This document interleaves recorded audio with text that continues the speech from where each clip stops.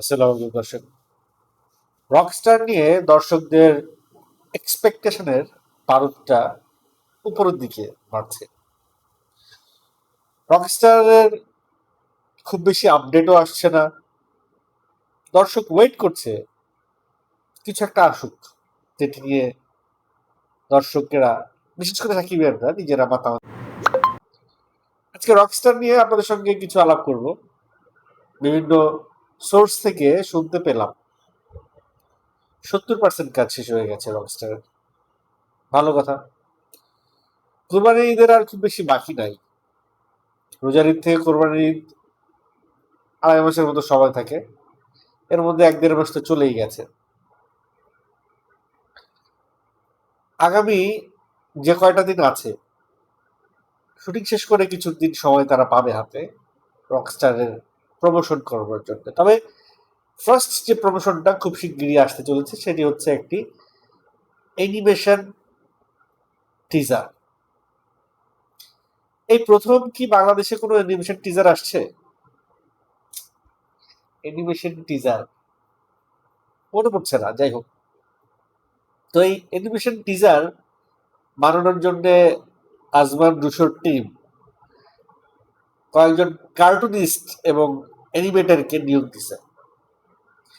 এর আগে কিন্তু আমরা শুনি নেই যে প্রিন্স বা তুফান বা তাণ্ডব বা বরবাদ এই সিনেমাগুলো বানানোর জন্য কোনো অ্যানিমেটর বা কার্টুনিস্ট ইনভলভ করছে। এই প্রথম রকস্টারের ক্ষেত্রে আমরা জানতে পারলাম বা শুনতে পারছি বা ইন্টারভিউ দেখতে পাচ্ছি যে মোর্শেদ মিশু নামে একজন কার্টুনিস্ট, যার একটা ইন্টারভিউ দেখলাম, সে রকস্টারে যুক্ত হয়েছে এবং অ্যানিমেশন টিজারে একটা উল্লেখযোগ্য দৃশ্য শুধু শাকিব খানকে দেখানো হয়েছে, একে দেখানো হয়েছে কার্টুনিকে, যে শাকিব খানের ফেসটা কিভাবে রিভিল করা হবে।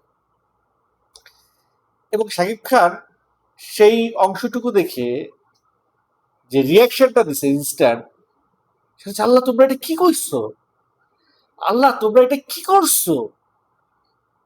অর্থাৎ খোদ শাকিব খানই যখন সেইটা দেখে উল্লাসিত হয়, খোদ শাকিব খানই যখন তার সেই এক্সপোজার দেখে আনন্দিত হয়, তখন বাংলাদেশের সাকিবিয়ান যারা আছে, শাকিব খানের দর্শক যারা আছে এবং সিনেমা প্রেমী যারা আছে, তারা সবাই এই বিষয়টাকে এনজয় করবে। It's confirm. অলরেডি আজমান রুশোর যেসব পোস্টার বা গানের সঙ্গে, গানের লিরিকের সঙ্গে ছবি ছেড়েছে, এগুলো নিয়ে একটা সমালোচনা যে হয়েছে সেটা টিম জানে এবং তারা এই বিষয় নিয়ে ওয়াকিবহাল আছে। তারা যেটা করতে চাইতেছে সেটা হচ্ছে গিয়ে পারফেক্ট জিনিসটা দর্শকের সামনে এনে উপস্থাপন করতে চাচ্ছে, একটু সময় নিয়ে হলেও। তারপর কথা হলো, যদি একটু সময় নিয়ে হলেও পারফেক্ট জিনিসটা উপস্থাপন করতে চায়, তাহলে এই বিতর্ক কেন হইল যে যে পোস্টার তারা ছাড়ছে এগুলো আপ টু দা মার্ক নয়, তাহলে ওগুলো কেন ছাড়লো? এটা কিন্তু একটা কোশ্চেন রয়েই যায়। এই কোশ্চেনের অ্যান্সার তারা কিভাবে দিবে আমি জানি না, বাট তাদের যে উদ্যোগ, এই উদ্যোগটা প্রশংসনীয়, যে না, একটু সময় নিয়ে হলেও পারফেক্ট বিষয়টা যেন দর্শকদের সামনে আসে, যাতে এটা নিয়ে খুব বেশি সমালোচনা না হয়। প্রিন্সের ক্ষেত্রে দর্শকের যে একটা এক্সপেকটেশন বাড়তে বাড়তে বাড়তে বাড়তে বাড়তে বাড়তে এমন একটা জায়গায় চলে গিয়েছিল, যেখান থেকে টুপ করে পড়ে গেছে, মানে হতাশ হয়েছে অনেকেই, যে না, হয়েছে সিনেমাটা, হয়েছে মোটামুটি দেখার মতো। আমিও তো সিনেমাটা দেখছি, আমার কাছেও সিনেমাটা ভালো লাগছে, কিন্তু শাকিব খান 2.0, যেখানে যেখানে শাকিব খান নিজেকে এমন একটা উচ্চতায় নিয়ে গেছে তাণ্ডবের পরে, বরবাদের পরে, সেইখানে প্রিন্স আসলে অনেক হালকা মেজাজের হয়ে গেছে। মনে হচ্ছে যে আরো 10-15 বছর আগে যদি এরকম সিনেমা হইতো তাহলে ঠিক ছিল। যদিও শাকিব খান আবু হায়াত মাহমুদকে প্রশংসা করছে প্রেস রিলিজে, কিন্তু আপনারা একটা জিনিস খেয়াল করেছেন কিনা, সে কিন্তু আবু মাহমুদের গালটাও টিপে দিতে ভুল করে নাই শাকিব খান, একেবারে এইভাবে এইভাবে টিপে দিছে যে কি বানাইছো, মানে হাতের টিপুরিতে বুঝছে কি বলতেছে, কি বানাইছো, আর মুখে বলতেছে সে একজন ভালো ডিরেক্টর। যাই হোক, আবু মাহমুদের একটা ব্যাড লাক, সবাই প্রথম বলে ছক্কা মারতে পারে না, সেই জন্য পর্যাপ্ত প্রিপারেশন, টেবিল ওয়ার্ক লাগে। সেই সঙ্গে সবচেয়ে বড় জিনিস যেটা লাগে সেটা হচ্ছে ভাগ্য। সিনেমায় ভাগ্য সবার সহায় হয় না। অনেক পরিচালক অনেক বড় বড় শিল্পীদের নিয়ে সিনেমা বানাইছে, কিন্তু